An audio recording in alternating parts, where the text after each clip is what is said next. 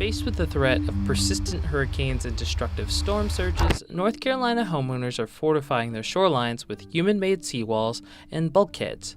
But should they? We asked Carter Smith at UNC Chapel Hill's Institute of Marine Sciences.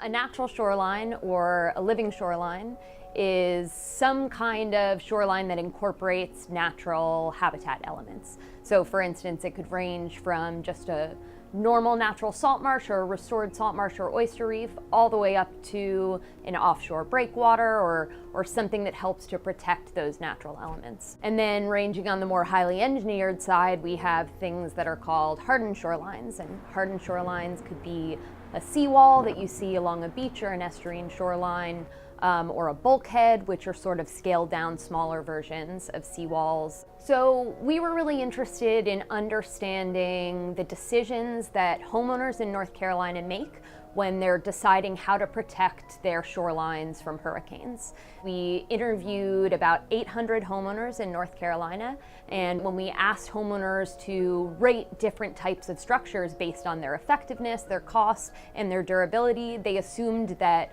bulkheads were their best stabilization option.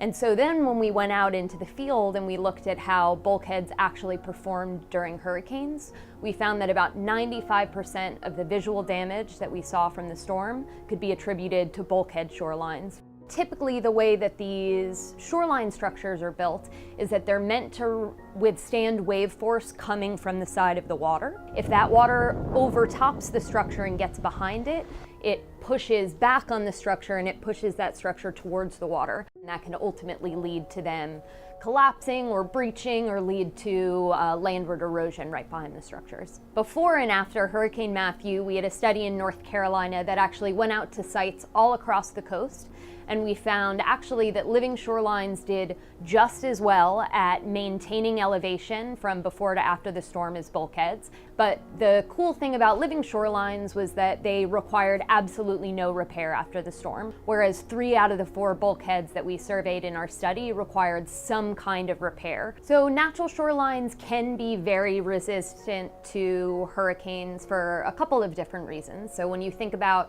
a salt marsh, you have an area that's filled with hundreds of thousands of little stems, and each of those stems are actually offering resistance to the water and the waves when they're coming in. And that would be similar for an offshore oyster reef, in that it makes the waves shoal a little bit earlier and it slows some of that wave velocity when it's coming in.